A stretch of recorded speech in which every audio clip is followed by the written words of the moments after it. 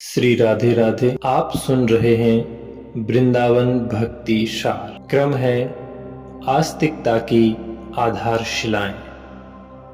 नम्र निवेदन।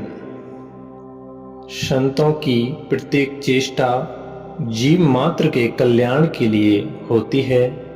संतों में ऐसी शक्ति होती है कि उनके संस्पर्श में जो भी आता है उसका कल्याण ही होता है।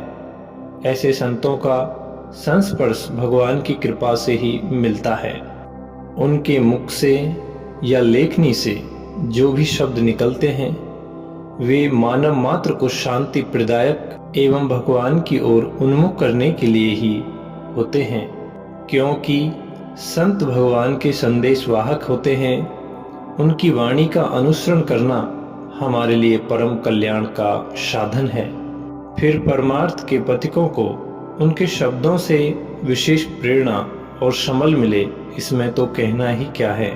प्रस्तुत पुस्तक में हमारे परम श्रद्धेय श्री राधा बाबा अर्थात स्वामी चक्रधर जी महाराज की विशेष सामग्री का संकलन है।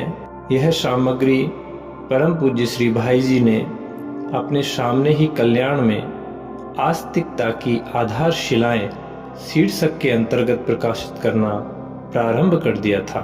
जिन लोगों ने पूज्य बाबा की सत्संग सुधा एवं प्रेम सत्संग सुधा माला नामक पुस्तकें पढ़ी हैं, वे उनके शब्दों के ओज से परिचित हैं। उनके शब्दों में एक शक्ति है जो हृदय को स्पर्श करती है। बहुत से भाई बहनों की इच्छा थी कि यह सामग्री पुस्तकाकार प्रकाशित हो जाए तो अत्यंत लाभप्रद सिद्ध होगी।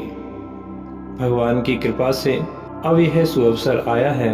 हमारा विश्वास है कि जो भाई बहन इन बातों को ध्यान से पढ़कर जीवन में उतारने का प्रयास करेंगे, उन्हें परमार्थ पथ पर अग्रसर होने में विशेष सहायता मिलेगी।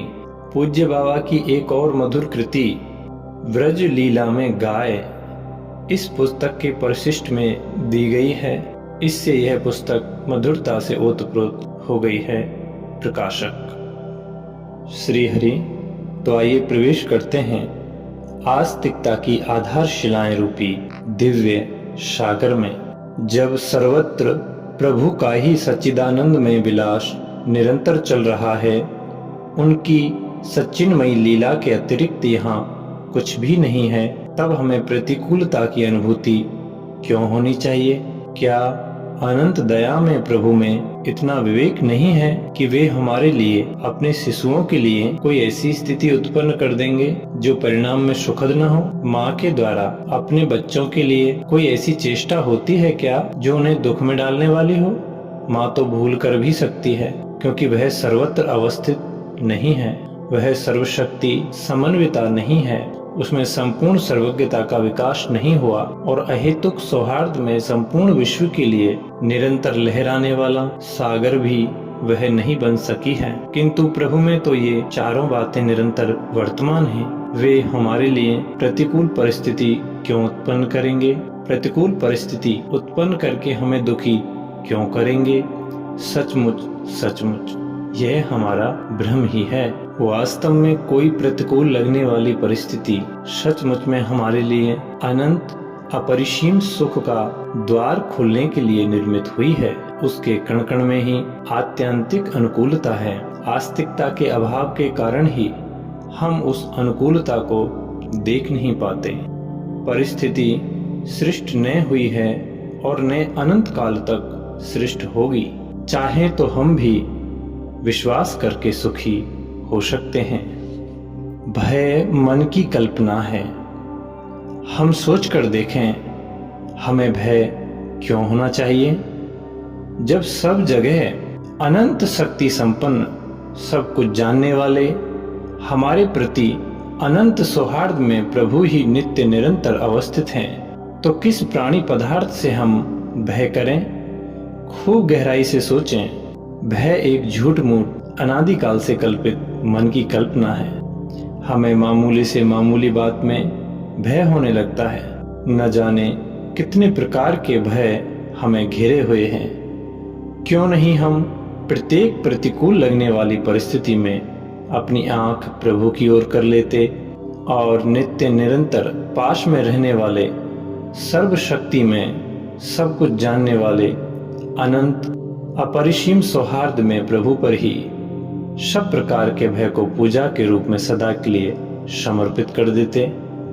हम सब परिस्थितियों में सोचने लग जाएं, जैसी प्रभु की इच्छा होगी हो जाएगा, इसमें डरने की क्या बात है। सच माने भय की संपूर्ण स्थितियां बदलने लगेंगी और हमारा मन सच्चिन में आनंद से भरने लगेगा। क्रोध से अपना और दूसरों का अनिष्ट ही होता है। क्रोध को भी हम जीतें। यहाँ परम पूज्य श्री बाबा महाराज जी क्रोध को जीतने को लेकर उपदेश कर रहे हैं। क्रोध को भी हम जीतें। क्रोध अपने से कमजोर पर आता है। हमारा रोष निकलेगा बच्चों पर, नौकरों पर तथा जिनसे हमें हानि की संभावना नहीं है उन पर। किंतु जिसकी निमित्त से क्रोध निकला हो, उसकी उस बुराई को तो वह दूर करने से रहा, उल्टे वह बुराई एक बार तब कर अंतस चेतना में वापस जाकर गहरी बन जाएगी। अतएव क्रोध से अपना और दूसरे का अनिष्ट ही होता है।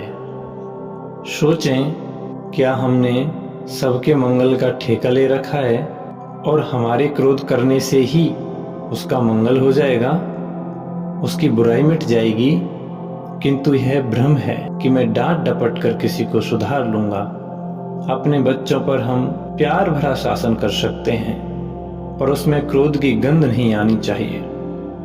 हम जान भी नहीं पाते उन अवसरों पर उन बच्चों का, नौकरों का सुधार तो होता नहीं, उल्टे हमारी आस्तिकता की नींव भूकंप की भांति हिलने लगती है, जो अभी अभी आगे आने वाली विपत्तियों में हमें और भी खिन्न बना देती है। इस दोष को सर्वथा सर्वांश में जितना शीघ्र से शीघ्र हो हम कुचल सकें कुचल डालें, नहीं तो उपासना का प्रसाद इस वर्तमान नींव पर निर्मित नहीं हो सकेगा। क्रोध की गंध भी उस उपासना के महल की दीवालों में दरार डाल ही देती है। अतएव खूब सावधानी से व्रत लेकर इस दोष पर हम काबू पावें। शेष आगे मिलते हैं अगले वीडियो में। तब तक के लिए श्री राधे राधे।